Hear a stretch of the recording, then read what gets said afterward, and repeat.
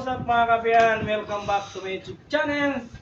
For today's video ay meron tayong i-reveal sa inyo. So kabiyan, let's go. Ipapakita ko lang sa inyo ang view ng Iloilo. Ayan. Ayan mga kapangga. Tutok sa nakikita nyo lang ang view ng Iloilo. Sarap talaga dito mga kabiyan. Dito kami ngayon sa taas ng building, Paladyo.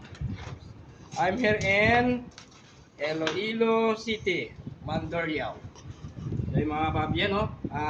Subong po narito yung subong kay may restore kita nga bagong concerns sa unit owners sa 21M. So ang problema mga kabiyan, meron yara tulo sa stealing. Yung muna ganing mga kabiyan, kaya saka kami kituon nga diri ang problema basta kung may ara sa diri nga leak.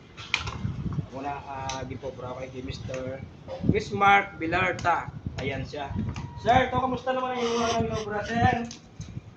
Interview natin mga kabiyan, interview natin. Ayan, ang inahin mo yun, Mr. Bismarck Bilarta ay binuhusan niya ng simento para hindi lalabas yung tubig kasi lalagyan namin itong mga kabiyan tubig.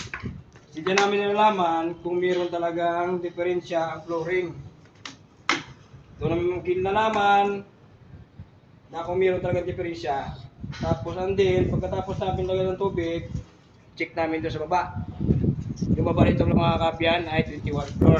So ngayon dito kami ngayon sa 22 floor. So kita niyo mga kabiyan, ang sarap ng hangin, sariwa, fresh.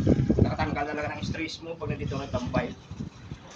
So, yan o. Pakita mo ang view mga kabiyan. O yan, yan naman ang view. Napakaganda, di ba? So sarap. Sarap mag-relax ito mga kabiyan. No? Napakagandang tanawin. Ayan.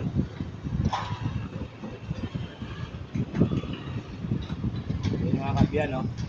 Ito araw-araw yung gawa namin kami dito.